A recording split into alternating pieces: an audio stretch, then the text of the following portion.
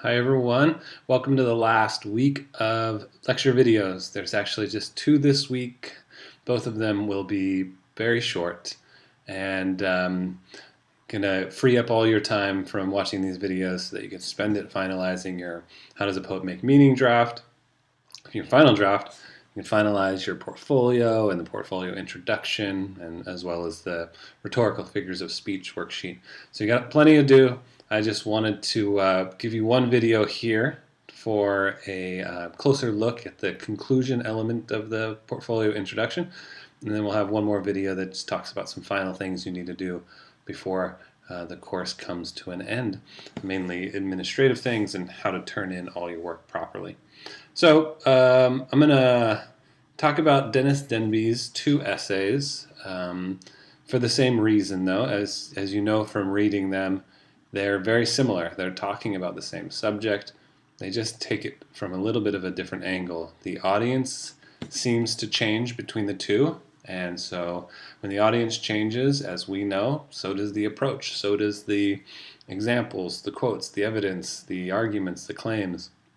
It all is geared more closely to the audience at hand. So we are at risk of losing serious readers, as well as do teens read seriously anymore?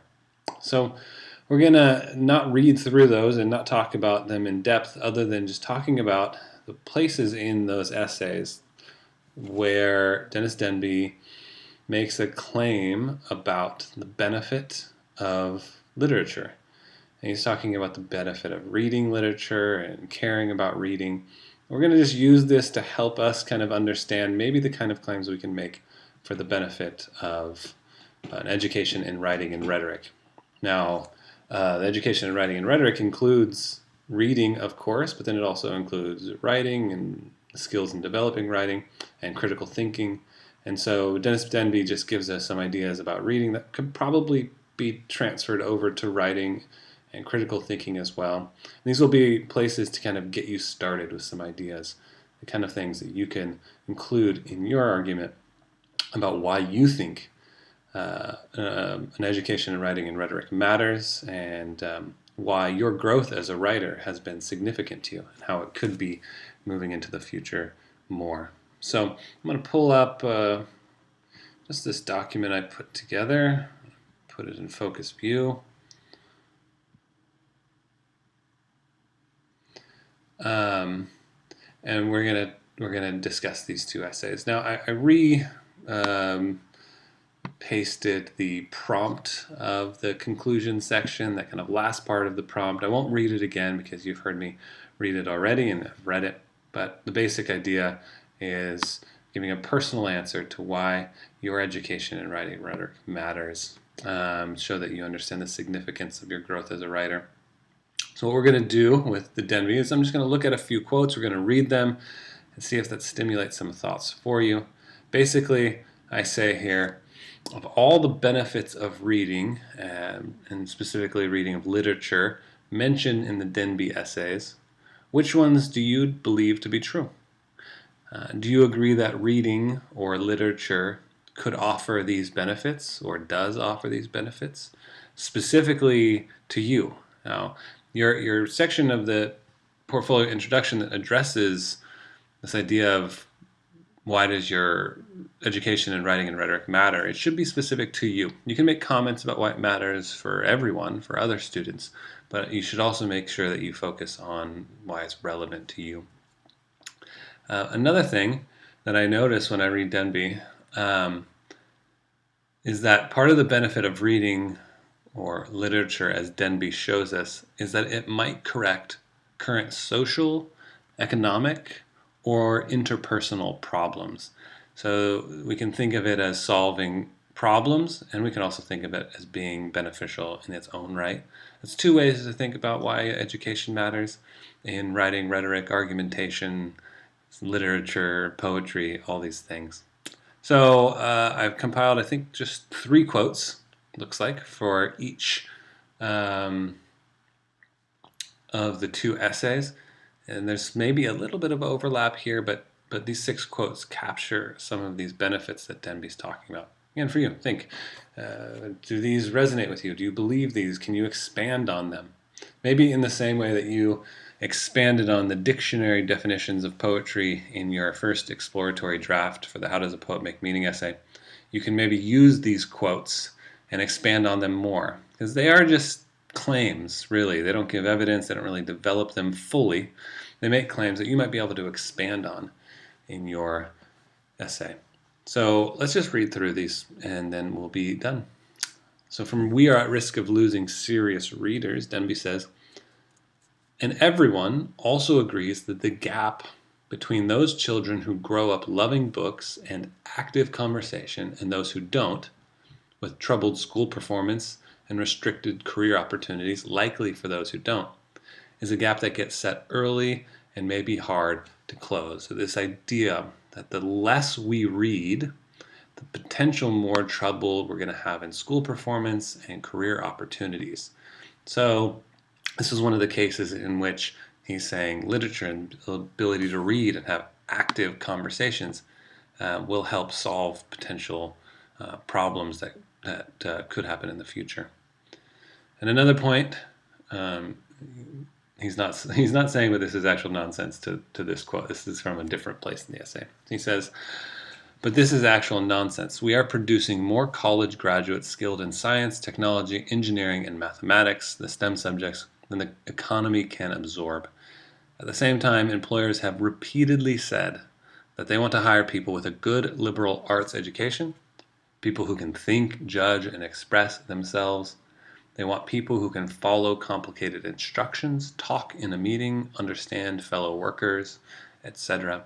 So this is kind of a both and. It possibly solves a problem to pay attention to an education in writing and rhetoric, and the liberal arts, as we would call them.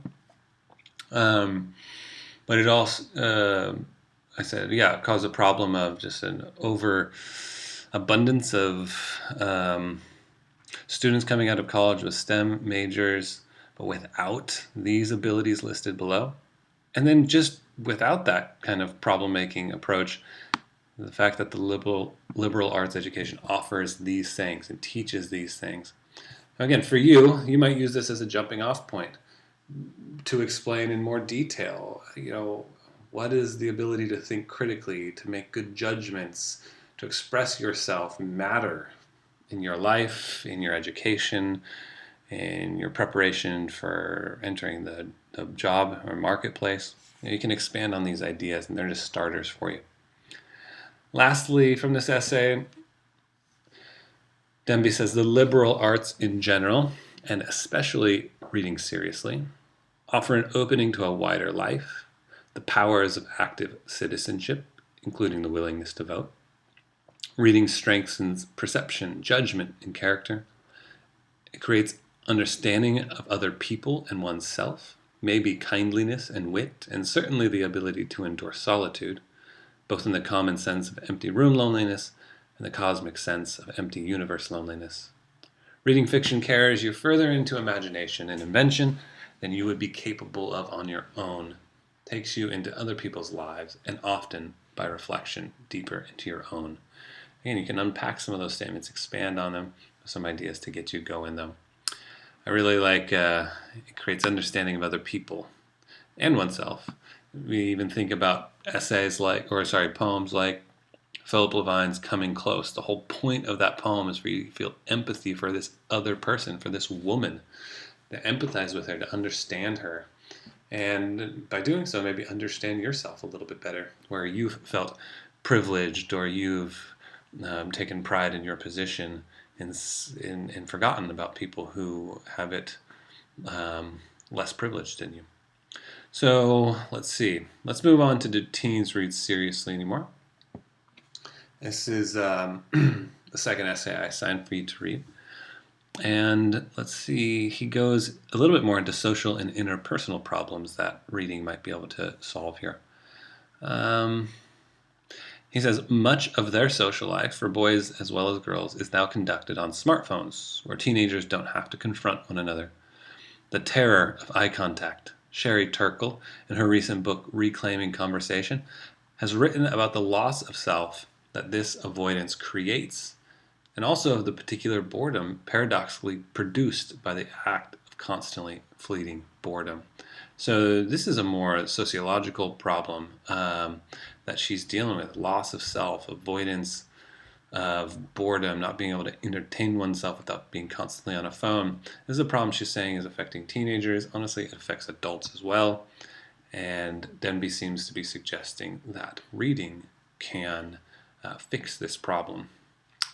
Let's see. The plea for beauty and moral complexity may sound merely plaintive. Few of us are as fierce as the gentle Keats. Novelists, poets, essayists, and university humanists, emerging from their proud corners, find it hard to talk about character, judgment, perceptiveness, wit, empathy, and other such virtues encouraged by serious reading. Now, this is posed in the negative. He's basically saying it's hard for these people to make arguments that reading does build character, judgment, perceptiveness. That doesn't mean that that's actually what it does. And this is kind of similar to some of the things that were set up there. Lastly, business leaders have repeatedly said they want to hire people who can think and judge, follow complicated instructions, understand fellow workers, stand up and talk in a meeting. I know that reading literature, history, science, and the rest of the liberal arts canon helps produce three-dimensional human beings. And that's perfect. That's enough for you. You can go back to these essays and find these quotes. You can find other instances in those essays where Denby is suggesting the benefit of reading, of literature, of liberal arts. These should give you enough to get started thinking about why your education in writing and rhetoric matters. Okay, goodbye.